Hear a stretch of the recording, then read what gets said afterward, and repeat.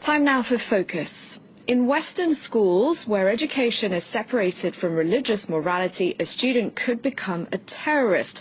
The words of the principal of a school in India funded by Hindu nationalists. Their influence has grown since Prime Minister Narendra Modi came to power. His party, the BJP, rewriting school books to the disadvantage of minorities. Shreya Banerjee reports. It's test day for these school students. The test, with 100 questions on Indian culture, is the first of its kind. It's been organized by India's ruling Hindu nationalist party, the BJP. It's not part of the curriculum, at least for now. We Indians are moving further away from our heritage. That's why we have this test, so that we can build a prosperous nation. This man is a BJP party worker, not a teacher. Around 1 million students in the northern Indian state of Uttar Pradesh are taking this test. The questions are mainly on Hinduism. Where is the only temple of the Hindu god Brahma? When did the Hindu calendar begin? No other religion is mentioned. No mention, for example, of the 300 million Indian Muslims. But the students find nothing amiss. The test is focused on India, Indian poets, Indian movements, wars. We learn about our president, our prime minister, their programs and policies. Whatever we study enters our mind and increases our knowledge so that we can succeed in life. The test organizers are open about their intentions. They want to rewrite history. Whatever we have learnt from British and Muslim emperors should be removed, and it will be removed. The previous governments did not care about the nation. It is time for our government to put the right heroes in the syllabus. An Indian newspaper recently reported that certain textbooks had erased all mention of India's first Prime Minister, Jawaharlal Nehru. Nehru was a member of the Congress party, a major rival of the ruling BJP. That's not the only change, says this historian. Their purpose of coming to power is not power itself, but power to be used for an ideological end, to make India into a Hindu Rashtra. They successfully changed a very large number of history and other social science textbooks. It is a very distorted vision of the past, a wrong vision of the past, a wrong understanding of the past, which they are trying to impose on the present. The education system is a very important means of changing the mindset of society, particularly the young. RSS has always tried to catch them young. The RSS was founded in the 1930s in India. The Hindu paramilitary organization is very vocal about its anti-minority stance. And the Indian Prime Minister Narendra Modi is one of its members. The group is looking to erase centuries of Muslim presence in India. Symbols of that time are still very visible in the country. This is a school fully funded by the Hindu nationalists. The RSS says there are at least 12,000 of these in India, with 3.5 million students. Every morning, the children begin their day with a prayer.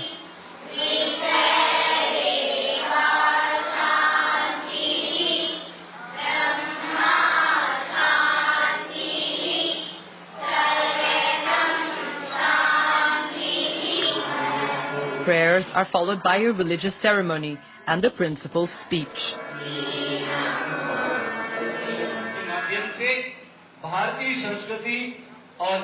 The students do the same exercises every day.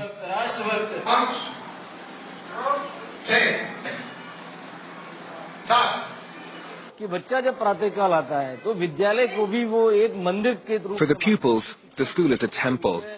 The sacred texts of Mahabharata, Gita and Ramayana are the basis of their education. In Western schools, where education is separated from religious morality, a student could become a terrorist.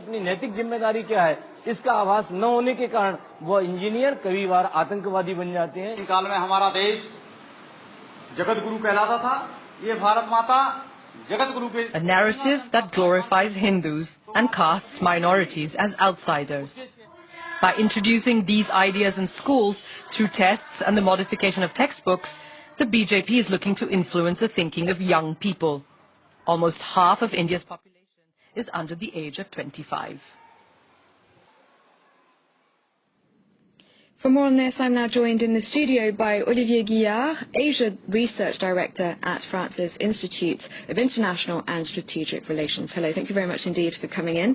First of all, if you could tell us a bit more about the RSS. I understand it helped propel Narendra Modi to power. Absolutely. Let's say that this is a kind of a sister ship from the current political party that is in power for the last 3 years in India. It's a kind of movement that is between culture, sports, ideology. It's something that is supposed to be closer to the rightist side of the political spectrum in India than to the left, obviously. And this is a kind of pretty large organization. It's not supposed to be, it's a place for each and every Indian, but still the mainly pillars of this organization is mainly based on Hinduism and Hindu philosophy.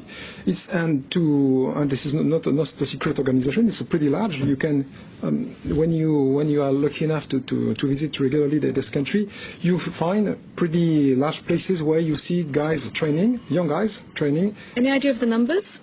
They are by millions, yeah, they definitely. But once again, it's not a secret organization. It's pretty. Your colleague said it properly a few minutes ago that this is an organization that's probably 70 or 80 years old, and there has been a large numbers of even political leaders, regional or national, that joined this organization many years or decades ago. So, and once again, it's it's not seen like a political party as such. But this is a kind of internship preparing guys to join the right side of the political spectrum or the Hindu society in an Indian nation.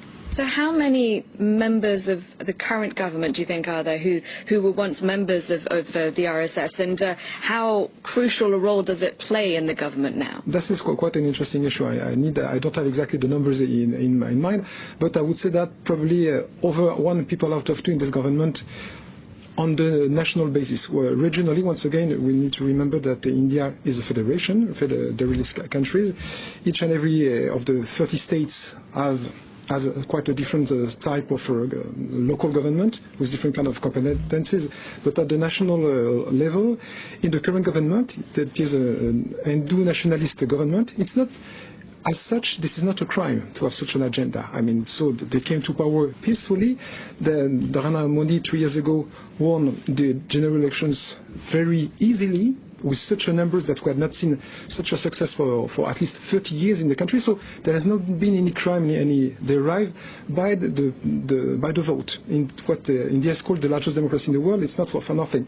At the moment, let's say that around Narendra Modi, which remains extremely popular 3 years after arriving to power, he has a lot of people around him that do belong from a close side or from a longer side to this Hinduism movement. Because you say, yes, democratically elected, but you mentioned crime, and there has been a rise recently in religiously motivated violence.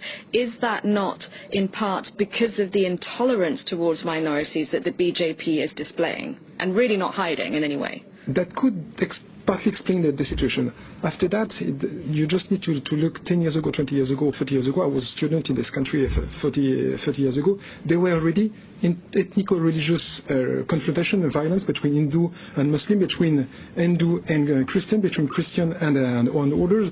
So it's part of the story of this 1.3 billion population. And to be really frank, there has not been the numbers that have not been multiplied by 2, 3, or 6. No, there is a sort of slight trend to see more ethno-religious violence. It's not about crime, it's about confrontations. But once again, it's part of the story of the modern India.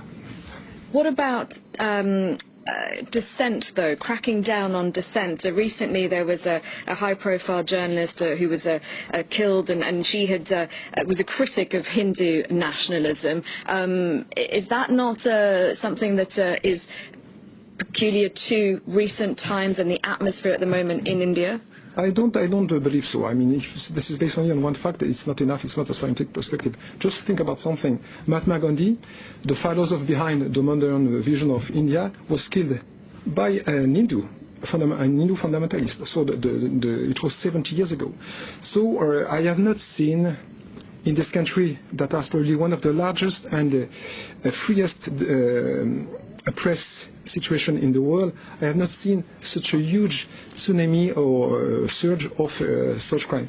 It's a sad story, but still, we cannot say that the situation today is so complicated in India for the journalists. It's not the case. It's probably one of the freest press in the whole Asian region. So the wider population still very much supports Narendra Modi?